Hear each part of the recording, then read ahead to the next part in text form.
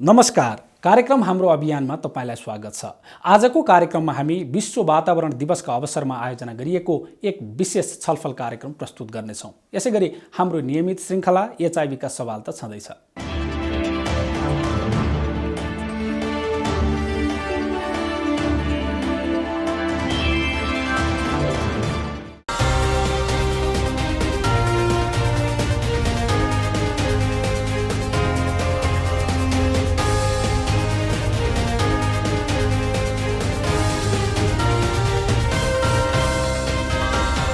दर्शकवृन्द, नेपाल सरकारले अघिल्लो साता सार्वजनिक गरेको बजेटमा करिब 13 लाख बालबालिकाले संरक्षण पाउने गरी बाल संरक्षण अनुदान कार्यक्रमको दायरा फराकिलो पारिने उल्लेख गरिएको छ। यस अन्तर्गत विशेष आरक्षण आवश्यक समूह भन्दै एचआईभी संक्रमित बालबालिकाहरूले समेत सामाजिक सुरक्षा पाउने भएका छन्। यो रिपोर्ट हेर्नुहोस्।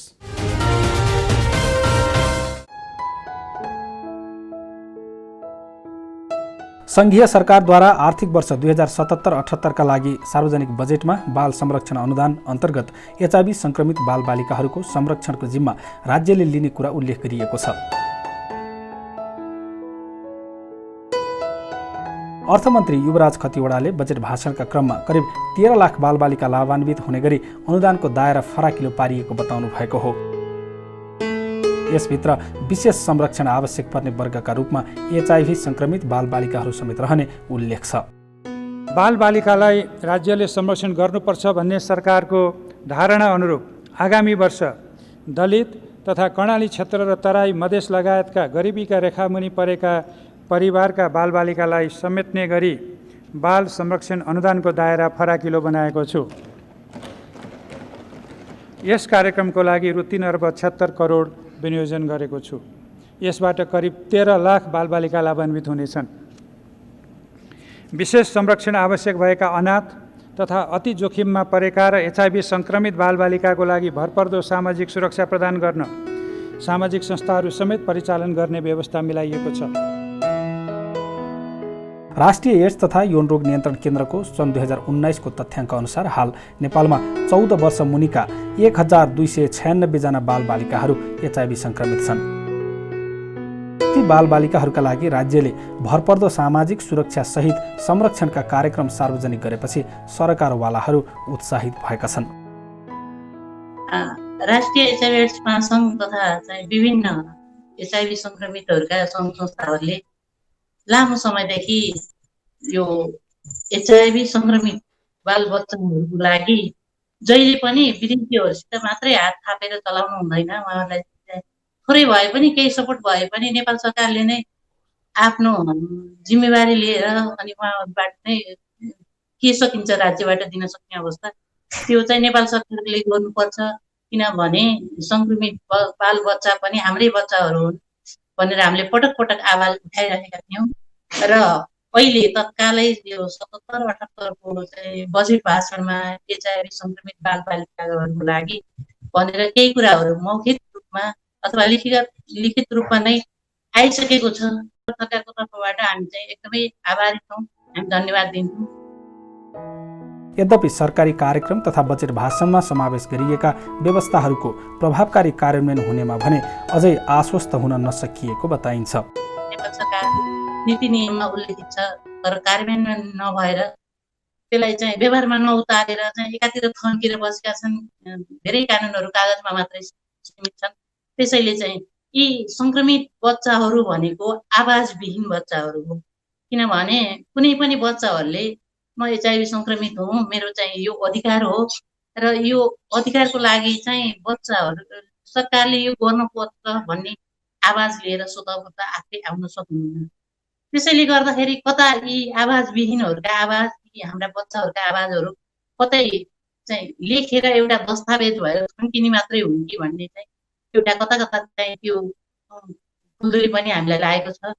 र अब यसरी सम्बोधन भएर मात्रै पनि हुँदैन। हामीले चाहिँ पटक पटक यसलाई चाहिँ सम्बोधन भइसकेपछि कार्यान्वयन भयो कि भएन, यी कुराहरू व्यवहारमा आए कि आएनन् भनेर चाहिँ राष्ट्रिय एचआईभी एड्स महासङ्घ अनि चाहिँ विभिन्न सरकारवाला सङ्घ संस्थाहरू र एचआईभी को क्षेत्रमा काम गर्ने विभिन्न निकायहरूले चाहिँ यसको फलोअप गर्नै पर्छ।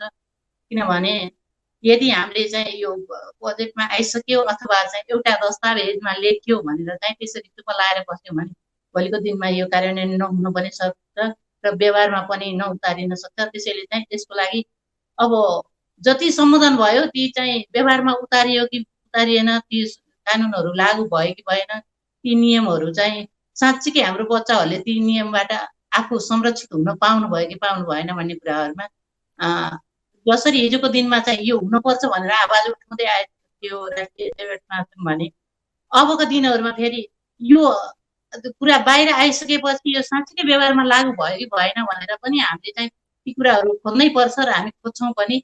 र जुन कुराहरू चाहिँ राज्यले सम्बोधन गरेको छ त्यसमा चाहिँ जुनसुकै हालतमा पनि हामीले त्यो व्यवहारमा लागू गराएरै देखाउँछौँ। आशा गरौँ बजेटमा व्यवस्था गरिएको कार्यक्रमको कार्यान्वयन हुनेछ र सङ्क्रमित तथा प्रभावित बालबालिकाहरूले राज्यको अभिभावकत्व प्राप्त गर्नेछन्।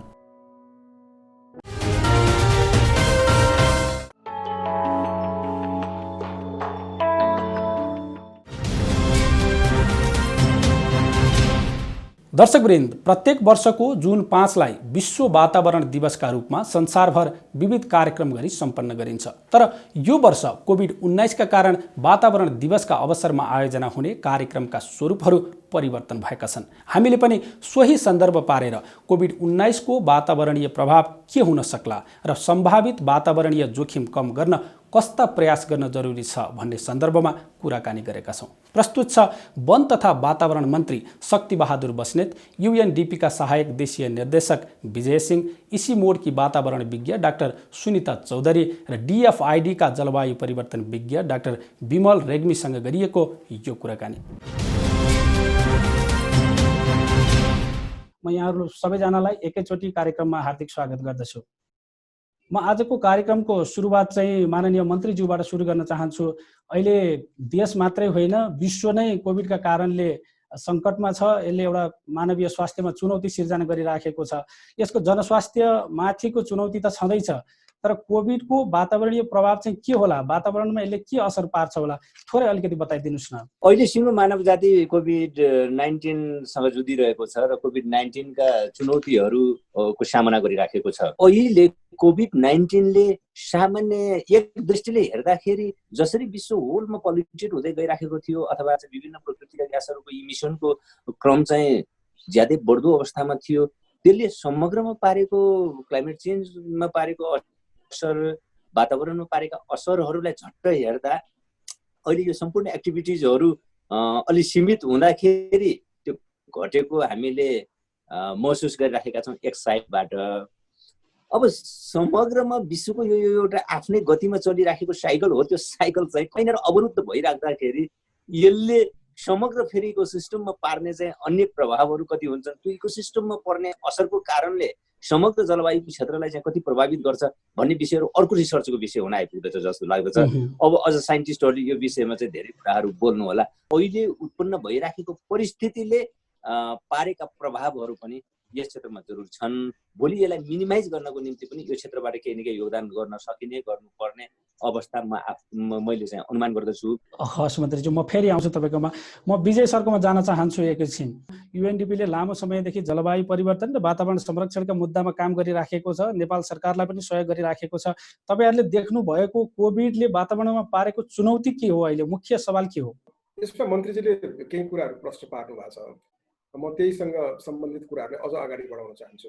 मलाई लाग्छ यो भोलि पर्सि साइन्सले त्यसलाई चाहिँ इस्टाब्लिस गर्दै जाला, तर अहिलेको अवस्थामा हेर्दाखेरि कतै यो चाहिँ नेचर इम्ब्यालेन्स र हाम्रो एक्टिभिटीले त्यो चाहिँ कता कता कारक तत्त्वको रूपमा काम गरेको चाहिँ मैले देख्छु। अब अहिले कोभिडको इम्प्याक्टै चाहिँ वातावरणमा के हो भन्ने कुरामा मन्त्रीजीले अघि भन्नुभयो र अहिले साइन्टिस्टहरूले पनि के भनिरहेका छन् भने अहिले यो 2-3 महिनाको लकडाउन खास गरी transport sector, aviation sector, transport sector र इन्डस्ट्रिजहरू जुन चाहिँ कम्प्लिट सटडाउनको अवस्थामा छ, मानिसहरू लकडाउनको अवस्थामा छ, आर्थिक कारोबार ठप्प छ। त्यसले गर्दा के छ भने त्यो आर्थिक कारोबार चलाउने जुन इन्जन छ त्यो पनि ठप्प अवस्थामा छ र इन्जन चलाइसकेपछि अब इमिसन त्यसबाट हुने हो। त्यसकारणले इमिसन अहिले टेम्पोररी हल्ट जस्तो देखिएको छ। तर यसलाई चाहिँ दुई किसिमले अझ यो नराम्रो हुन सक्ने सम्भावना मैले चाहिँ देख्दछु। किनभने अहिले जुन इकोनोमिक इम्प्याक्ट परेको छ त्यसलाई चाहिँ छिटोभन्दा छिटो कम्पेन्सेट गर्नु पर्यो, रिभाइभ गर्नु पर्यो भनेर इकोनोमिक एक्टिभिटिजहरू पहिलाको भन्दा पनि द्रुत गतिले बढ्दै जाने र अहिले जुन हामीले एक किसिमले जुन एउटा पोजिटिभ इम्प्याक्ट देखिरहेका छौँ वातावरणमा, त्यो चाहिँ खुल्ने बित्तिकै, लकडाउन हट्ने बित्तिकै एकैचोटि धेरै इमिसनहरू बढ्न जाने र वातावरण नकारात्मक प्रभाव पर्दै जाने भन्ने एउटा सम्भावना चाहिँ छ। 8% जति इमिसन घटेको भन्ने कुराहरू चाहिँ आइरहेको छ अहिले। 2020मा चाहिँ घटेको हो, तर पनि अब जुन ग्लोबल एकुमुलेसन जुन कार्बन डाइअक्साइड छ एटमोस्फियरमा, त्यसको प्रभाव त रहि नै रहने हो। त्यसकारण अलिकति रेटमा टेम्पोररी रिडक्सन चाहिँ मात्र देखिएको हो, तर पनि एकदमै कसियस हुन चाहिँ जरुरी छ। र अरू त्यस्तै गरेर अरू पोजिटिभ इम्प्याक्टहरू पनि देखिएको छ, त्यो चाहिँ टेम्पोररी इम्प्याक्ट हो र यसले धेरै कुरा हामीले सिकाउँछ अब कसरी अगाडि बढ्ने भनेर।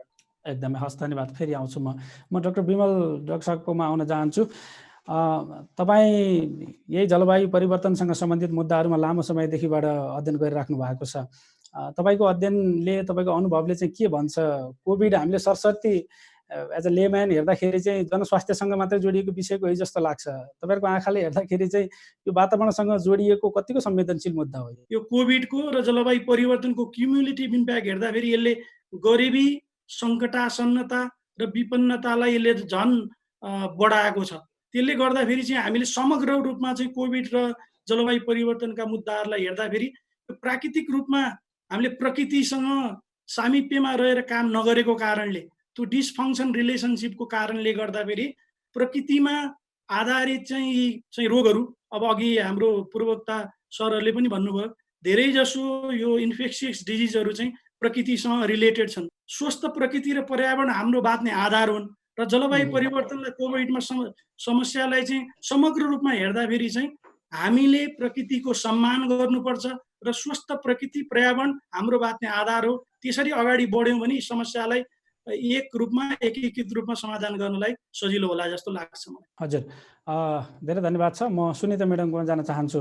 तपाईँको अनुभवले चाहिँ के भन्छ? वातावरण संरक्षणको सवाल र कोभिडले उत्पन्न गरेको जोखिमको सवाल कतिको अन्तर्सम्बन्धित सवाल हो? तुरुन्तै सम्बोधन गर्नुपर्ने कुरा के छ त्यो बताउनुहोस्। यो इयरलाई चाहिँ हामीले सुपर इयर अफ बायोडाइभर्सिटी भनेर जनाइराखेको थियो 2020को लागि, किनभने चाहिँ हाम्रो युएनको कन्फरेन्सहरू सबै यो वर्ष नै र सिबिडीको कन्फरेन्सहरू पनि यो वर्ष हुने भएको भएर चाहिँ सुपर इयर भनिएको थियो। तर विवश कारण यो पेन्डेमिकले गर्दा सबै पोस्टपोन भएको छ अर्को वर्षको लागि र यसले चाहिँ हाम्रो चाहिँ फन्डिङमा असर गरेको छ। अर्को भनेको चाहिँ रिसर्चहरू भइरहेको छ, तर हामी चाहिँ अलि अगाडि बढिसकेका हुन्थ्यो अहिले रिसर्चको कारणले। र अर्को भनेको चाहिँ इलिगल पोची र टिम्बर को ट्रेडिङ चाहिँ इलिगल नेपालमै हामी हेर्छौँ भने चाहिँ धेरै समाचारहरू आइरहेको छ। हाम्रो पोचिङ छ, हाम्रो चाहिँ सर्भिलेन्सहरू, हाम्रो स्टाफहरू चाहिँ फिल्डमा जान सक्नु भएको छैन। हामी हप्तै पछि हामीले तपाईँहरूले देखिरहनु भएको छ, हामीले पनि सुनिरहेको छ कि इलिगल पोचिङ एकदमै हाई भएको छ। यो नेपालको मात्र केस होइन कि एमाजोन चारै अरू डेभलपिङ कन्ट्रिजहरूमा पनि यही हो। त्यही भएर चाहिँ यो चाहिँ हाम्रो अहिले इमिडिएट च्यालेन्जेसको रूपमा आइपरेको छ र हाम्रो स्पेसली नेपाल र डेभलपिङ कन्ट्रिजको उसमा हेर्ने हो भने चाहिँ हाम्रो कन्जर्भेसन र रिसर्च भनेको एकदम 50% अथवा चाहिँ मोर चाहिँ एक्सटर्नली फन्डेड हुन्छ। यसमा चाहिँ हामीले चाहिँ अब अरूमाथि निर्भर नभएर कि हाम्रो चाहिँ देशकै स्रोत अनुसार अथवा चाहिँ रिजनकै स्रोतबाट चाहिँ कन्जर्भेसन सेक्टरलाई मोर रिजिड अथवा चाहिँ स्ट्रङ पारेर लैजाने र साइन्सलाई चाहिँ बढी फोकस गर्ने र त्यो साइन्स देश भएर चाहिँ पोलिसी बनाउने कुरामा चाहिँ जोड दिनुपर्छ जस्तो मलाई लाग्छ। हस्, धन्यवाद। म फेरि आउँछु तपाईँकोमा। म मन्त्रीज्यूलाई सोध्न चाहन्छु। अब हामीले सम्बन्धित क्षेत्रका विज्ञहरूको कुरा पनि सुन्यौँ। अब खास गरी अब अहिले बिस्तारै हामी फेरि कोभिडको जोखिमबाट पुनर्लाभ पाउने क्रममा पनि आउँछौँ होला बिस्तारै। अहिले गर्ने कार्यक्रमहरूले भोलिको वातावरण संरक्षण र यो कोभिड जस्ता यो जनस्वास्थ्यसँग सम्बन्धित जोखिमहरू आउने सम्भावनाहरू कम हुन्छ भन्ने कुराहरू पनि भयो। यहाँनिर सरकारसँग के छ त? त्योसँग सम्बन्धित कार्यक्रमहरू, योजना, प्लानहरू के छ? के सोचिरहेको छ सरकारले अहिले? सरकारको तयारी के छ अलिकति बताइदिनुहोस्। यसको अब पर्ने प्रभावको बारेमा पनि अघि सरहरूले भन्नुभएको कुरासँग म सहमत छु। यसले जुन एउटा ठुलो समस्या क्रिएट गर्दै गइराखेको छ, यो समस्याबाट रिकभरी पाउने क्रममा अब यो क्षेत्र अझ बढी चाहिँ इन्क्रोज हुन सक्ने चाहिँ सम्भावनाप्रति हामी सजग भएर चाहिँ जानुपर्ने स्थिति छ। अब यसको निम्ति के छ त? सरकारको कुरा के हो? जहाँसम्म अब यसको विषयमा हामीले कम्तीमा अब हाम्रा विकासहरू प्रयत्नहरूलाई प्रकृति मैत्री अझ बनाएर लैजानुपर्ने, हाम्रा विकास प्रयत्नहरूलाई अझ समाजमुखी बनाएर लैजानुपर्ने पनि छ। म यो कुरामा विश्वास गर्दिनँ हामी सबै प्रकारका समस्याहरू सृजना नहुने वातावरण निर्माण गर्ने कुराको ग्यारेन्टी हाम्रो चेतना र हाम्रो प्रयत्नले मात्र सम्भव छैन। 100% समस्याहरूलाई हामी रोकेर राख्न सक्दैनौँ, जन्म नै नदिने परिस्थिति पनि आउन नदिन हामी सक्दैनौँ। कतिपय हाम्रा प्रयत्नका बावजुद आउँछन्, त ती समस्यालाई सामना गर्न सक्ने हाम्रो समाज व्यवस्था चाहिएको छ।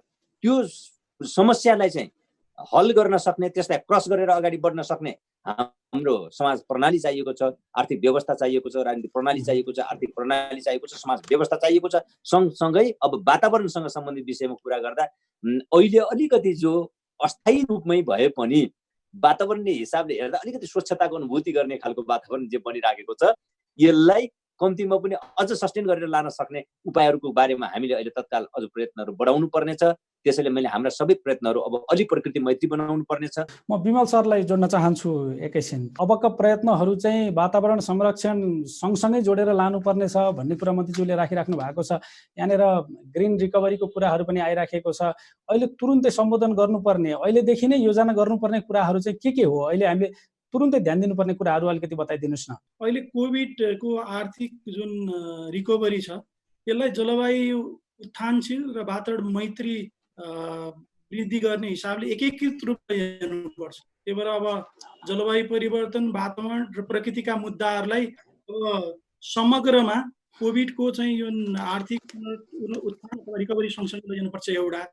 अर्को यो प्रकृति अथवा हरित रोजगारी, हरित व्यापार, हरित व्यवसाय, हरित स्रोतको प्रबन्धन, न्यून कार्बन, जलवायु उत्थानशीलका विकासका लगानीहरूमा बढावा गर्नुपर्छ, किनभने त्यसले को बेनिफिट जेनेरेट गर्छ। त्यो दोस्रो कुरो छ। अर्को जलवायु परिवर्तन सम्बन्धी अनुकूलन र न्यूनीकरणका योजना र भावी रणनीतिलाई अलिकति परिष्कृत गर्दै कोभिड-19 को सन्दर्भमा वातावरणका, वनका, जलवायु परिवर्तनका मुद्दाहरू कसरी लैजान सकिन्छ भन्ने खालको चाहिँ नयाँ रणनीति विकास गरेर अगाडि बढ्न जरुरी छ। अर्को चौथो कुरा मलाई के लाग्छ भने यो सृजनशील आर्थिक लगानीमा हामीले जोड दिनुपर्छ, जुन चाहिँ बढी चाहिँ हरित रिकभरीसँग सम्बन्धित छ। जोखिम व्यवस्थापनलाई मल्टी हेजार्ड रिस्क म्यानेजमेन्टको हिसाबले लगियो भने जलवायु परिवर्तन अथवा प्राकृतिक रूपमा हुने जोखिमहरू साथसाथै कोभिड जस्ता अन्य यो स्वास्थ्य सम्बन्धी जोखिमहरूलाई पनि समग्र रूपमा कसरी समाधान गर्न सकिन्छ भनेर राज्यको ध्यान त्यतातिर जान जरुरी छ। त्यही भएर अन्तिममा म के भन्न चाहन्छु भने यो समग्र रूपमा दिगो उत्थानशील समाज र आर्थिक विकासमा टेवा पुर्याउनको लागि वातावरण, जलवायु परिवर्तन विविध मुद्दाहरूलाई एकीकृत रूपमा चाहिँ अहिलेको यो ग्रिन रिकभरीको स्ट्राटेजीका साथ हामी कोभिड लगायतका अन्य समस्या समाधान गर्नको लागि नेपाल सरकार लगायतका विभिन्न सङ्घ संस्थाहरू र साझेदारहरू सँगसँगै अगाडि बढ्नुपर्ने अहिलेको आवश्यकता छ। म सुनिता म्याडमकोमा आउन चाहन्छु एकचोटि। यो ग्रिन रिकभरीकै कुरा भइराख्दाखेरि तत्काल सम्बोधन गर्नुपर्ने विषय तपाईँले देख्नु भएको के छ? एकदम सर्टकट पोइन्टमा भनिदिनु होला प्लिज। हाम्रो सरकारले चाहिँ ग्रिन रिकभरी प्लान, हरित व्यापार अथवा चाहिँ हरित समाधानहरू तुरुन्त ल्याइहाल्नुपर्छ। ग्रिन रिकभरी प्लान भनेर हाम्रो चाहिँ राय पारित गरिसक्नुपर्छ। हामी चाहिँ एउटा इक्जाम्पल दिन्छु। अब इन्डियाले, चाइना हाम्रो दुईजना नेबरिङ कन्ट्री हो। इन्डियाले चाहिँ $264 बिलियन अलरेडी रिकभरी प्लान बनाइसकेको छ। चाइनाले पनि भनिसकेको छ कि $10 ट्रिलियन को पोस्ट रिकभरी प्लान बनाइसकेको छ। सो उहाँहरूले के गर्ने त्यसको असर चाहिँ नेपालमा पनि पर्छ र तुरुन्त हामीले गर्नुपर्ने भनेको चाहिँ यही आधारमा गरेर चाहिँ हामीले रिकभरी प्लान बनाउनुपर्छ जुन चाहिँ ग्रिन हुन्छ। र प्रमुख सेक्टरहरू हामीले कहाँ इन्भेस्ट गर्न सक्छौँ भने चाहिँ अर्ग्यानिक एग्रिकल्चर। अर्को भनेको चाहिँ रिन्युएबल एनर्जी। हाम्रो सरकारले पनि प्लान गरिरहनु भएको छ, धेरै हाइड्रो पावर सेक्टरहरू छ, प्रोजेक्ट्सहरू छ। अनि अर्को भनेको चाहिँ क्लिन स्टोभ। हाम्रो 60 देखि 70% चाहिँ फ्युलवुडहरू चाहिँ अहिले पनि जङ्गलबाट आधारित छ, जसले गर्दा चाहिँ क्लाइमेट चेन्जमा, ग्लोबल टेम्परेचरमा कन्ट्रिब्युट गरिरहेको छ। रिन्युएबल एनर्जीमा के भनिन्छ भने तपाईँले $1 खर्च गर्नुहुन्छ भने तपाईँको फाइदा चाहिँ $3 देखि $8 अथवा $10 सम्म फाइदा हुनसक्छ भन्ने चाहिँ यो ग्लोबल अथवा चाहिँ रिजनल एउटा म्यान्डेट भइसकेको छ। अर्को भनेको चाहिँ नन टिम्बर फरेस्ट प्रडक्ट, औषधि, यो फार्मेसीहरू सबै नेचरमा डिपेन्डेन्ट छ र हामीले नेपालमा चाहिँ त्यसलाई अझसम्म पनि राम्रोसित व्यापारीकरण र उ गर्न सकेको छैन। हाम्रो हिमाली पर्वतमा हेर्नुहुन्छ भने सानो सानो स्प्रिङहरू जता पनि छ जहाँ पनि छ, तर त्यो स्प्रिङ सानोहरू सबै सुकिरहेको छ र त्यसले गर्दाखेरि चाहिँ हाम्रो इकोनोमी, हाम्रो चाहिँ हेल्थमा, हाम्रो चाहिँ वातावरणमा नराम्रो असर परिरहेको छ। हस्, धन्यवाद। म विजय सरकोमा आउन चाहन्छु। खास गरी यही ग्रिन रिकभरी प्लानलाई कार्यान्वयन गर्नका लागि, अझ व्यवस्थित नीति योजना बनाउनका लागि चाहिँ नेपाल सरकारले ध्यान दिनुपर्ने कुराहरू के हो र तपाईँहरू जस्तो सहयोगी धात्री निकाय, अन्तर्राष्ट्रिय संस्थाहरूको यसमा भूमिका के हुन्छ? अलिकति यो ग्रिन रिकभरी र यसको योजना निर्माण र कार्यान्वयनको पक्षमा थोरै बोलिदिनुहोस् न। अहिले मैले के देख्छु भने अहिलेको बेला चाहिँ हेल्थको क्राइसिस र अरू क्राइसिसलाई इन्टिग्रेट गर्ने बेला हो, किनभने नयाँ नलेज पनि हामीले अहिले चाहिँ थाहा पायौँ। अहिलेसम्म हेल्थ र क्लाइमेट इन्ड्युस्ड डिसास्टरको रिस्पोन्स मेकानिजम इन्टिग्रेसन चाहिँ थिएन। हेल्थलाई अब अर्कै किसिमले हामीले हेर्ने गरेका थियौँ। अब फ्लडको बेलामा, ल्यान्डस्लाइडको बेलामा इपिडेमिक्सहरू चाहिँ आउँथ्यो, त्यसलाई चाहिँ म्यानेज हामीले गर्थ्यौँ, तर यसरी इन्टिग्रेट चाहिँ गरेको थिएन। अहिले मलाई लाग्छ एउटा नयाँ नलेज आएको छ र हामीले रिस्क रिडक्सनमा काम गर्ने कम्युनिटीले, प्र्याक्टिसले हामीले के सोच्नुपर्ने हुन्छ भने अब चाहिँ भोलि पर्सिको जुन रिस्पोन्स मेकानिजम छ, जुन चाहिँ रिस्कलाई हेर्ने मेकानिजम छ, त्यो चाहिँ पेन्डेमिकसँग जोड्नुपर्ने हुन्छ र हाम्रो रिकभरी प्लान गर्दाखेरि चाहिँ इन्टिग्रेटेड रूपमा जानुपर्छ। हस्, धन्यवाद। म मन्त्रीज्यूमा आउन चाहन्छु। अहिले चाहिँ कोभिडको अल्पकालीन असरहरूको रेस्पोन्स गर्ने प्रयत्नहरू भइराखेको छ, भर्खरै बजेट पनि आइसकेको छ, तर त्योभन्दा पनि विकराल स्थिति आउन सक्छ भोलि जलवायु परिवर्तनसँग सम्बन्धित अथवा वातावरणसँग जोडिएका मुद्दाहरूको कारणले गर्दाखेरि मानव स्वास्थ्यमा, मानव समाजमा अझै ठुलो सङ्कट आउन सक्छ। त्यसको लागि प्लान गर्ने, सोच्ने अहिले नै सही टाइम हो भन्नुभएको छ। सरकारको धारणा के छ यसमा? म सर म्याडमहरूलाई धन्यवाद भन्न चाहन्छु र म सर म्याडमहरूको धारणासँग आधारभूत रूपमा सहमत पनि छु। धेरै महत्त्वपूर्ण कुराहरू उठाउनु भएको छ, त्यसको वरिपरि सरकारले सोच्ने प्रयत्न गरिराखेको छ र प्रयास पनि गरिराखेको छ। अब हामीले रिकभरीको एजेन्डा र पेन्डामिकको अहिलेको यो तात्कालीन समस्या छ, यो समस्यालाई फेस गर्ने कुरालाई अब क्रमशः इन्टिग्रेट गरेर जानुपर्ने, यसलाई इन्टिग्रेट गर्दै अगाडि बढ्नुपर्ने आवश्यकता पनि अब पैदा भइराखेको हो कि भने जस्तो महसुस हुन्छ मलाई। यो साँचो हो कि हामीसँग अहिले लाखौँ युवाहरू जो वैदेशिक श्रम बजारमा जाने गर्दथे, अब ती सबै रोकिने स्थिति छ। देशभित्र नै तिनको म्यानेज गर्नुपर्ने आवश्यकता छ।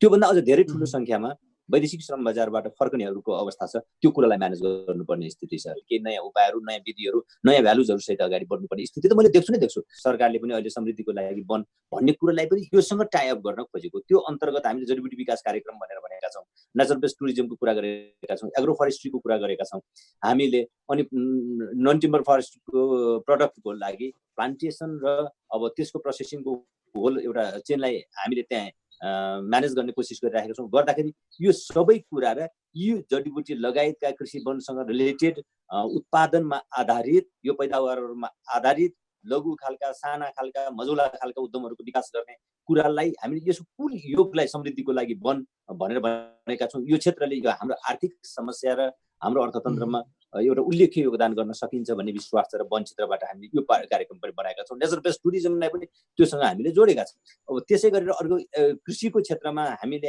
हाम्रो जो ल्यान्डस्केपहरू छन्, हाम्रो जो एउटा स्थिति छ, यसले गर्दाखेरि अर्ग्यानिक एउटा कृषि को विकासको प्रचुर सम्भावना छ र यो सम्भावनालाई चाहिँ हामीले सदुपयोग गर्नुपर्छ र यसलाई चाहिँ एड्रेस गर्दै अगाडि बढ्नुपर्छ भन्ने कुरादेखि लिएर रिन्युएबल इनर्जीको कुराहरूदेखि अन्य जे विषयहरूलाई यहाँ उल्लेख गर्नुभएको छ, यो हाम्रो प्राथमिकता विषय हुनुपर्छ। कतिपय रहेका कहीँ कमीहरूलाई पनि अझै यसलाई थप करेक्सन गर्दै अगाडि बढ्नुपर्ने स्थिति छ र जो सरकार यो विषयमा बेसिकली फोकस्ड भएर नै लागिराखेको छ। अन्तिममा अहिले हामी विश्व वातावरण दिवसको पूर्व सन्ध्यामा यो छलफल गरिराखेका छौँ। तपाईँ एकजना विभागीय मन्त्रीको हैसियतमा यो विश्व वातावरण दिवसको अवसरमा समग्र देशवासीलाई के सन्देश दिन चाहनुहुन्छ? यहाँको एउटा सानो प्रतिबद्धता र सन्देश व्यक्त गरिदिनुहोस् न। यो परिस्थितिमा जैविक विविधताको महत्त्वलाई बोध गर्ने, त्यसको व्यवस्थापनको आवश्यकतालाई ध्यान दिँदै हामी सबैले आफ्नो ठाउँबाट कन्ट्रिब्युसन गरौँ, योगदान गरौँ। म सबैसँग हार्दिक अनुरोध गर्न चाहन्छु, यो चुनौतीको बीचबाट नयाँ अवसरहरूको खोजी गर्नेतिर लागौँ। म सबैलाई यही अनुरोध गर्न चाहन्छु र विश्व वातावरण दिवसको यो अवसरमा म सबैलाई हार्दिक शुभकामना पनि भन्न चाहन्छु। धन्यवाद। हस्, धन्यवाद। म सुनिता म्याडमकोमा आउन चाहन्छु एकैछिन।